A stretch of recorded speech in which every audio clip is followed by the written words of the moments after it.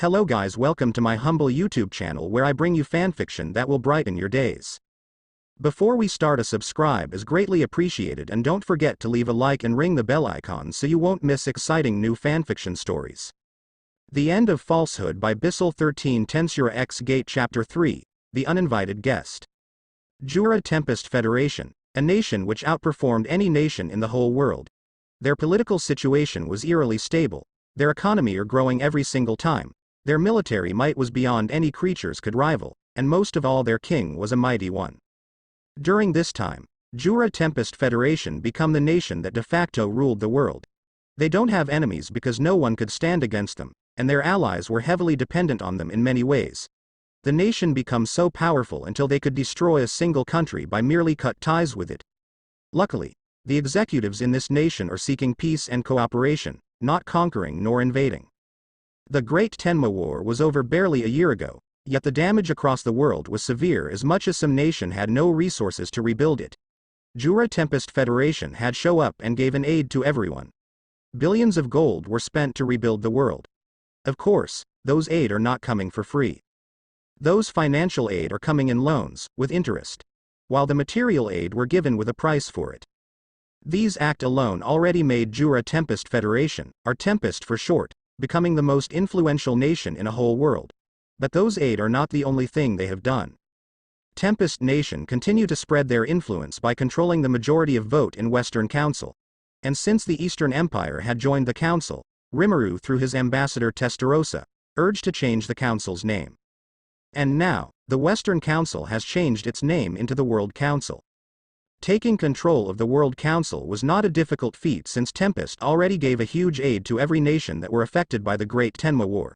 But through the World Council, Tempest managed to monopolize many trade assets such as Full Potion, Magisteel, Helmoth Cloth, firearms, and several iconic beverages such as coffee, chocolates, and various types of alcohol. Tempest would build an industry that works to supply those products, and they have a legal patent for every products they originally made. So, in shorts, no one could produce anything that was originally made from Tempest without permission. Original products made from Tempest was large in variety, and most of them become a basic need for every living creature in the whole world. Portable toilet, made in Tempest. Magic freezer, made in Tempest. Instant stove, made in Tempest. Vegetable peeler, made in Tempest. Communication device, made in Tempest. And many more such as toys for kids, cameras, projector, medical tools, etc. Now imagine all of it were completely under control of Tempest. You can imagine how big deal it is. But, it is still pretty much far from ideal peace. Some nations are in strain to contain their public order. Some corrupt nobles are still exist across the world, and they holding back the progress and modernization. There is also a problem to dealt with after Feldway died. The insectors and phantoms become leaderless, and they possess enough power to threaten the material world. Ivaraj has simply died, but the cryptid that was already exist cannot be fully eradicated. To stand facing all of these problems were the king of G.A.T.E Federation, Rimuru Tempest. Rimuru had an endless paperwork in his government office. There was no day without meeting with various executives or other nation ambassador, or sometimes a private company.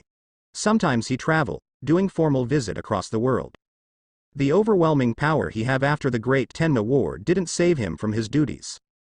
But fortunately, he's not alone. Many of his executives are doing the same hard work to support him. Rigard as the Prime Minister, handle most of the political situation. Either it's from the inside, nor outside of Tempest. Mjormile and Shuna maintain the vast amount of finance in the Tempest Vault, and shrewdly plan to use it as effective as it is. Other ministries such as science, agriculture, etc. were working hard every day as well. Probably the most relaxed one was Benimaru, the Minister of Defense. The most relaxed was not meant he really could afford to relax, but his workload is more few than the others. That's because it's simply little to worry about. The warriors and the troops in Tempest was the most fearsome soldiers across the world, not even Demon Lord could pick a fight with them. Aside from the phantoms, insectors, and cryptids, there was nothing to be wary of. Zelario was tasked by Rimuru to handle the rest of the phantom army, while the insectors was given to Zijin. Zijin still served as Rimuru's elite dungeon, but most of the time, he was in spiritual world where insectors had made habitat. It only a matter of time to take a full control of it. and the rest was to take care of the cryptids.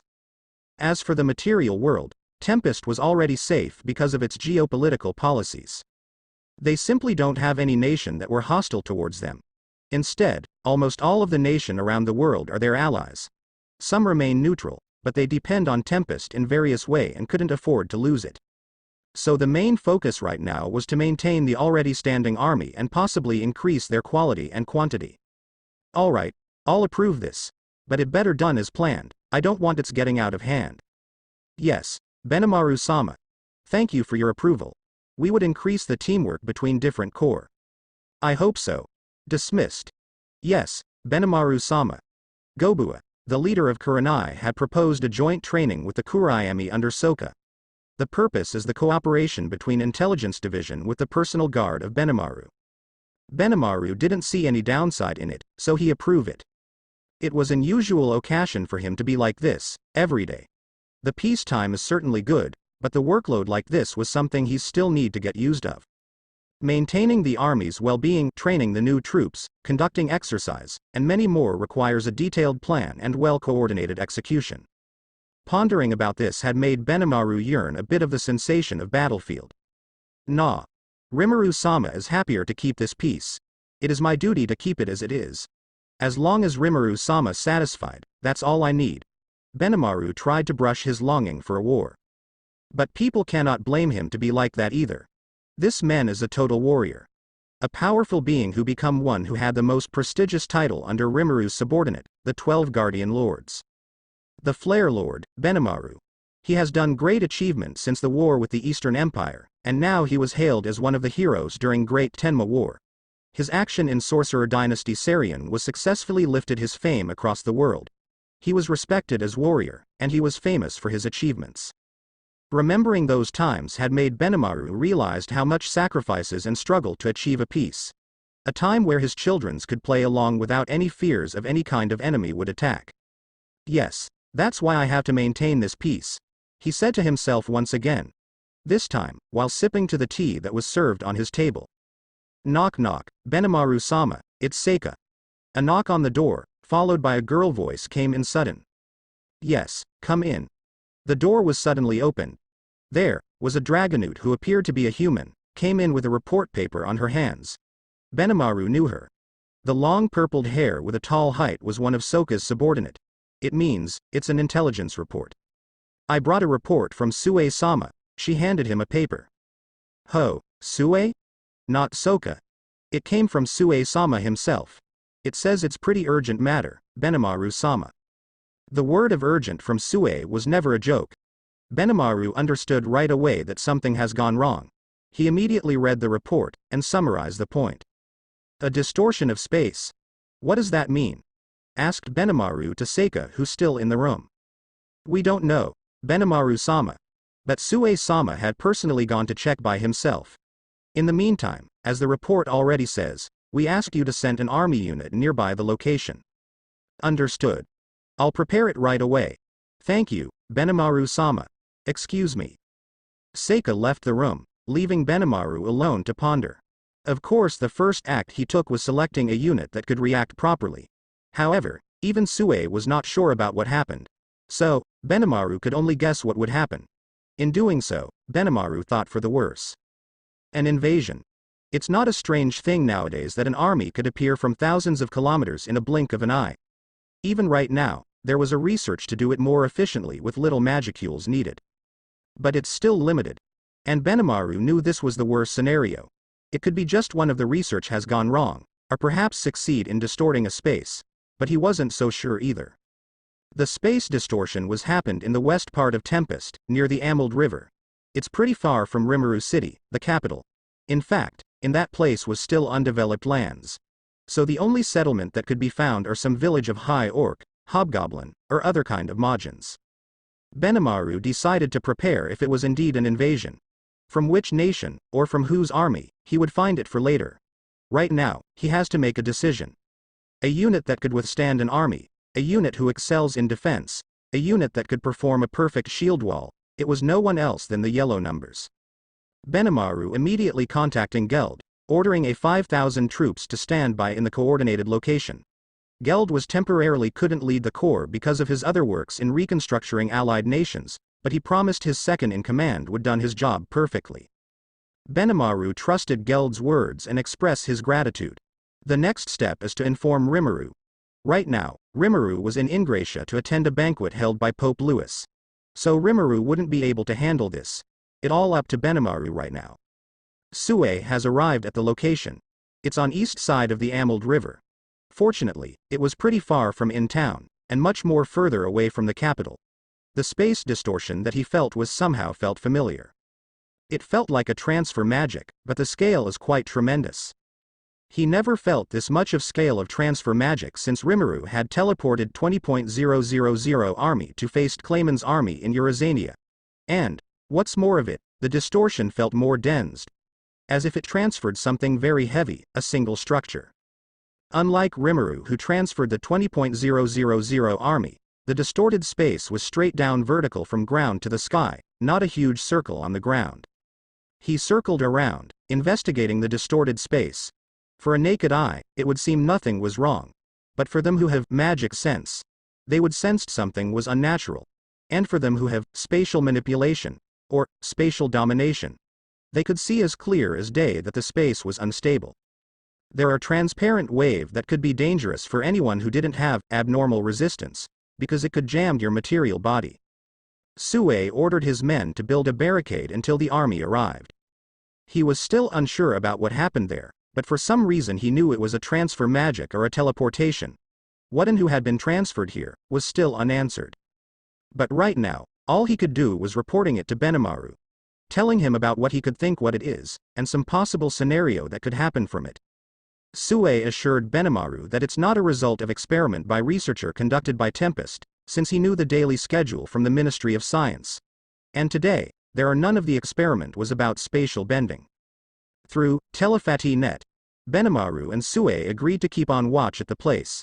Sue decided to personally stay there until the Yellow Numbers Corps arrived. Benimaru were also preparing his Kurenai and already ordered Gabel to stand by. Gabel was also unable to personally give a hand, but he promised the part of Blue Numbers Corps would arrive in 2 days. To be precise, the Wyvern Riders would be the first one to depart it. So, for today there's only Sue and some of his men from Intelligence Division to stand by and watch the place.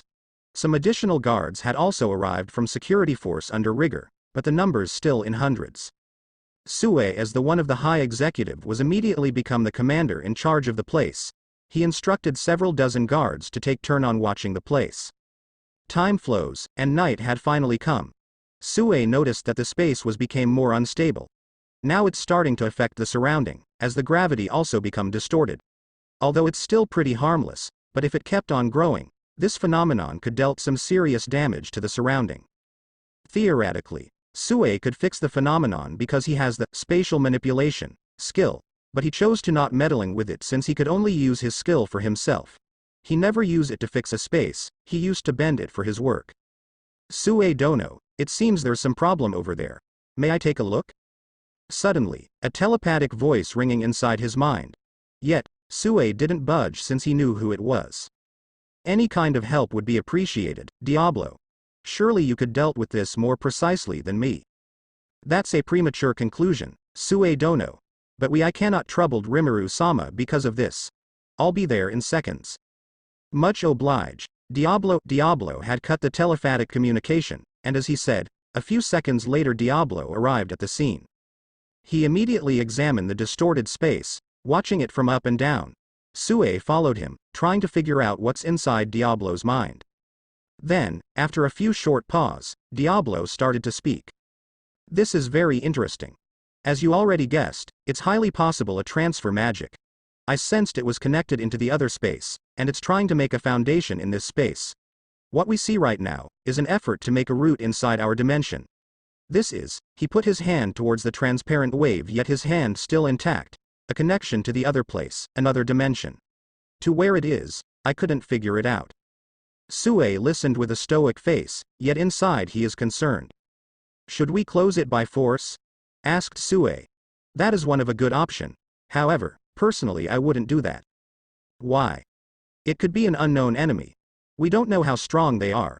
It's better to prevent it before it's happened. I understand, Sue Dono. In logical sense, that's the right thing to do. But I'm also concerned if we closed it right now, we would never know what kind of threat that lurking around us. Sue pondered Diablo's words. He have a point. There's no guarantee if they forcefully close this transfer magic, they would never do it again. At this time, there are few who could pose a threat to the world. If there's a new threat emerged, he should know who, or what it is. Understood. I'll tell Benimaru to send more additional force and haste them to get here. We should find out what's beyond this space, and face them. Diablo gently smiled upon hearing Sue's words. Quite a bold choice, and I respect it. But, if it was Rimuru-sama, I'm sure he want to settle this as peaceful as possible. I'm certain of it. But I'm not suited for negotiation. Do you want to take the task? Kufufufu. I have already sent by Rimuru-sama to give you assistance. It's my pleasure to be representative of Rimuru-sama. We have agreement then. My pleasure, Sue Dono. Let's spend the rest of the night to investigate this mysterious transfer magic more further. Understood. They both continued to investigate the distorted space once again. A camp has been made nearby, and some simple defensive line has been established. The yellow numbers has arrived in the midnight, and immediately prepared for the worst. Some researcher also came to assist Sue and Diablo. They were sent by Vesta as soon as Diablo gave a word that for now, the situation is safe. On the last investigation, they found out that the distorted space was not only connecting between one space to another, but also bending time. This has made Diablo and Sue more wary of what the other side had capable of. Bending a space is not an easy feat, but these days many research has been conducted to control space without even using skills. But bending time is something that not even a skill holder could muster. Even Diablo was able to manipulate it recently during the Tenma Great War. This is pretty concerning. Only a very few who could done such a things. Sue grumbled at the camp, while Diablo listened to him while pondering things. It is. Even I who have lived for thousands of years had only managed to control it to some extent. We might facing a great threat once again. Do you really have no idea about what or who we're gonna facing? Unfortunately no, Sue Dono. However, I assure you, we can deal with them even if they choose a violence. You don't have to tell me that. I already know by myself. That's why, we have to keep calm and optimistic. For Rimuru-sama's sake, we still have to pursue a peaceful way to deal with this possible threat.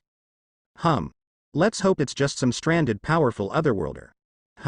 Otherworlder, Do you have something in mind, Diablo? No, only a little bit of pondering, Sue Dono. Sue only gave a little nod. He knew Diablo was actually thinking more than he have said, but as far as he knew about Diablo, Diablo would always done everything efficiently. Albeit, sometimes in an annoying way. But then, something big is happening. Report.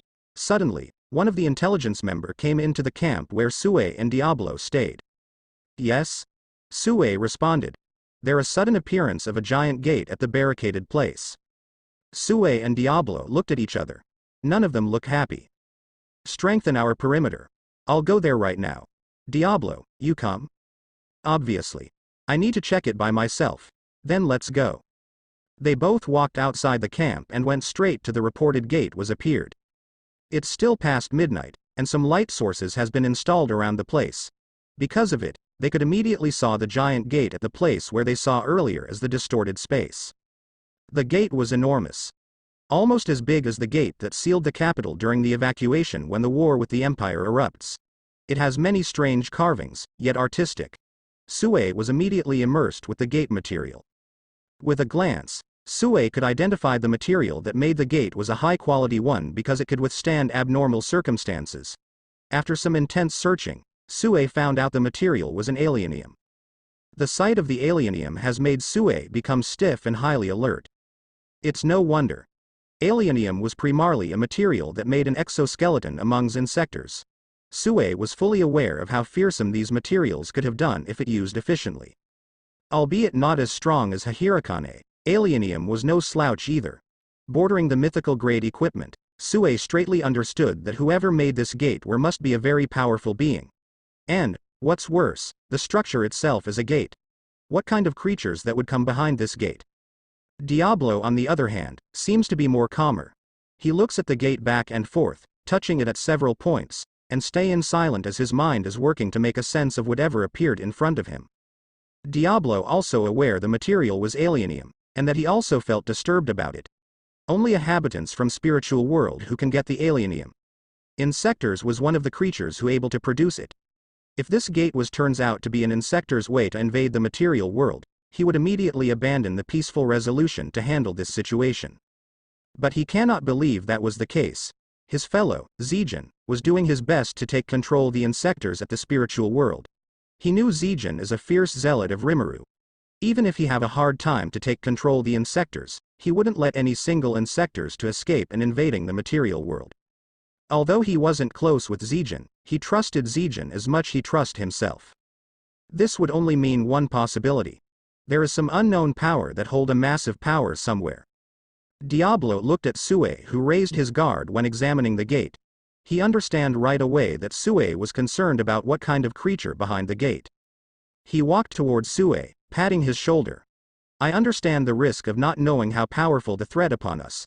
But right now we cannot do anything than contain this gate with whatever we got. Sue looked at him with a straight face. You really don't have any idea about what lies beyond this gate? Unfortunately no, Sue don't know. But one thing I can assure you, this is not an invasion by the insectors. Cryptids? It's possible.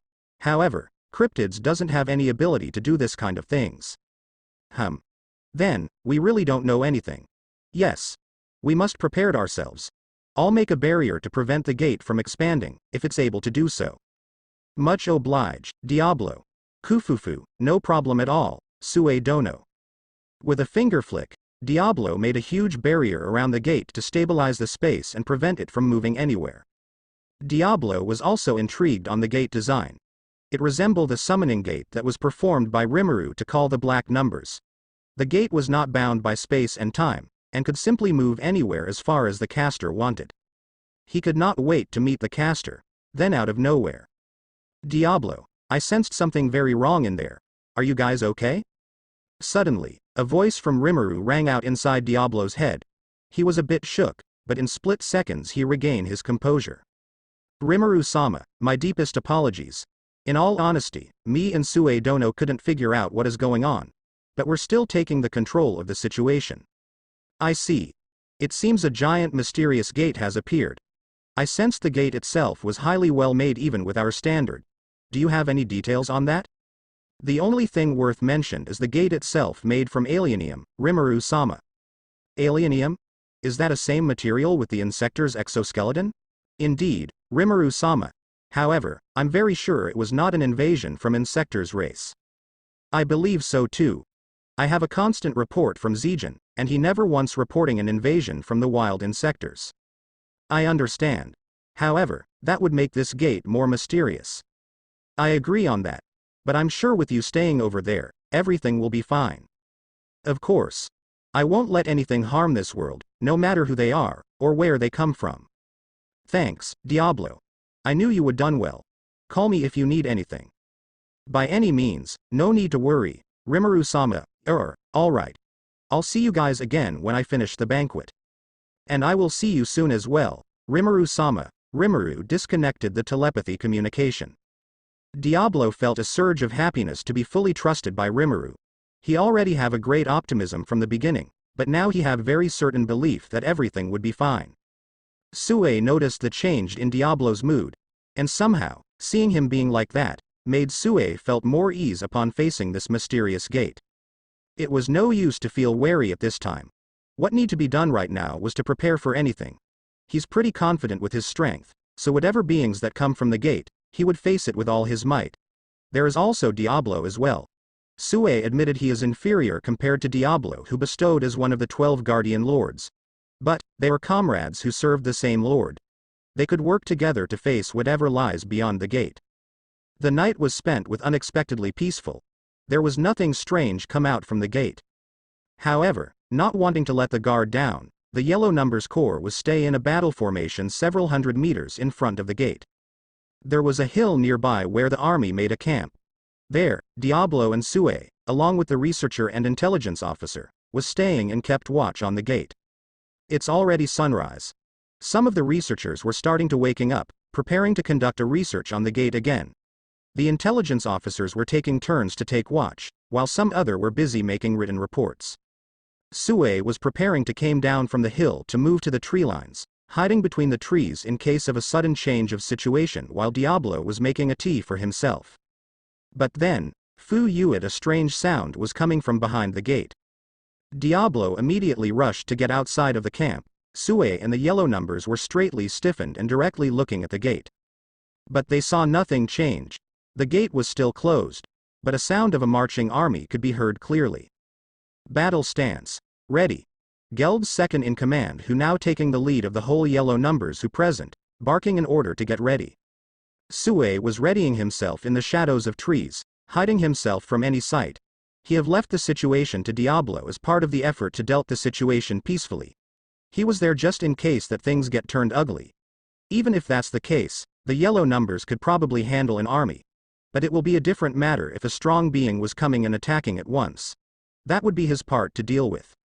As everyone was getting ready in just a mere seconds, the sound of the marching troops didn't stop. On the contrary, the sound is getting closer and closer. It's worth to note that normally, the sound of the marching beyond the gate cannot be heard. But since the gate had made itself attached to the current dimension, it couldn't escape magicules spreading, and anyone with a magic sensibility could easily hear the voice behind the gate. Diablo and Sue could perceive more than just sounds. With their universal sense, they could figure out what was really going on inside the gate, which only make them felt confused even further. Humans? Both Diablo and Sue were appalled by this. It's not an exaggeration for them to expect something unknown and powerful would show up from the gate.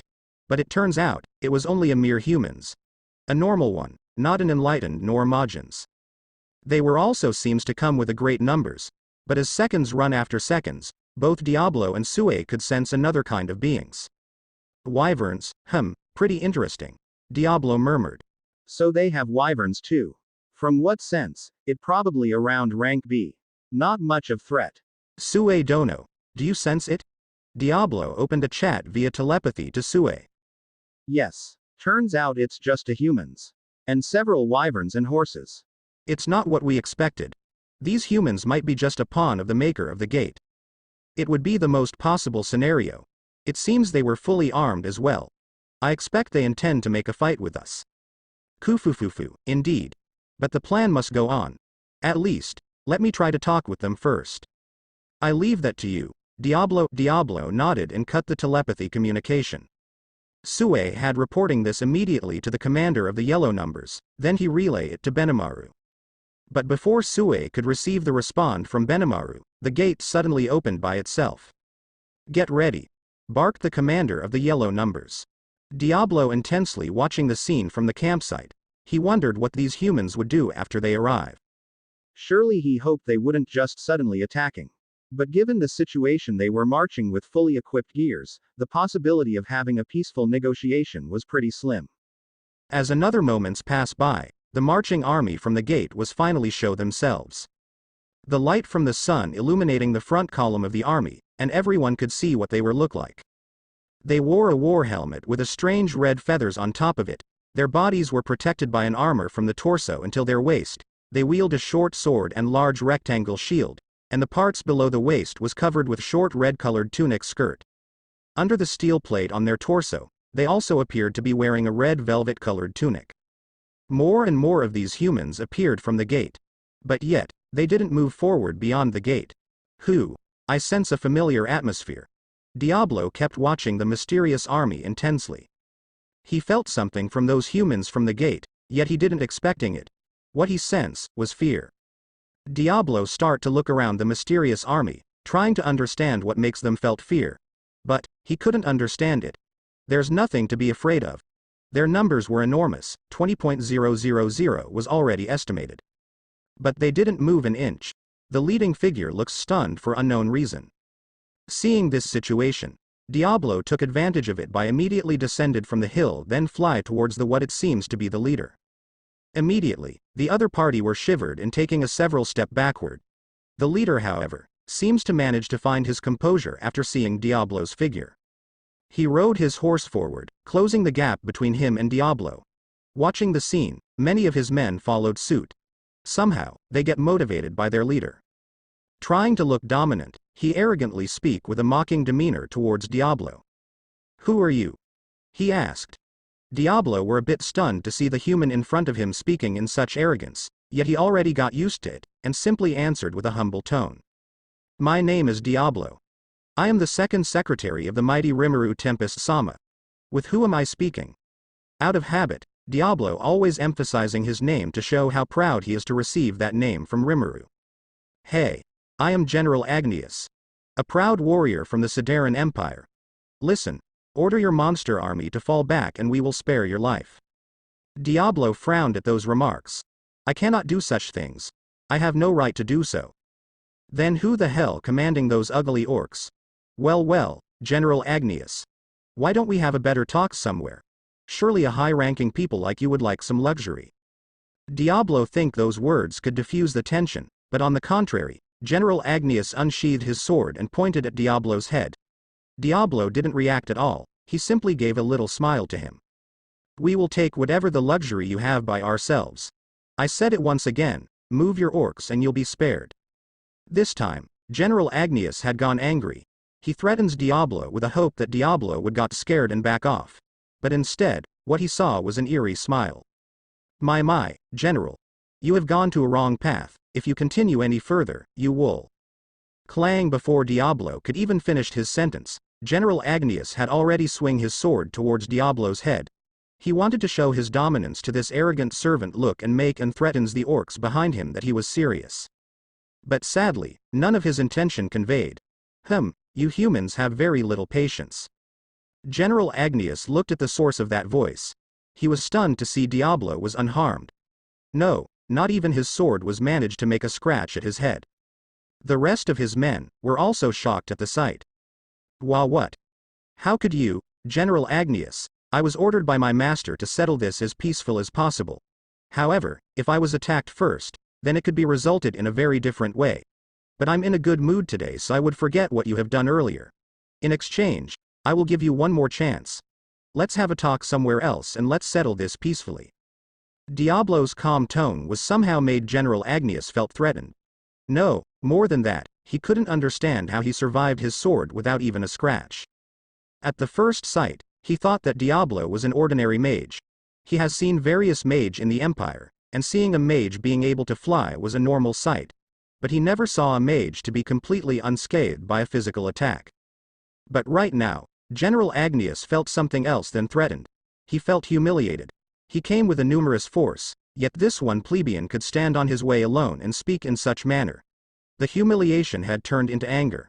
And fueled by anger, his feeling of being threatened became an impulse to make a false decision. He raised his sword upward, then shout,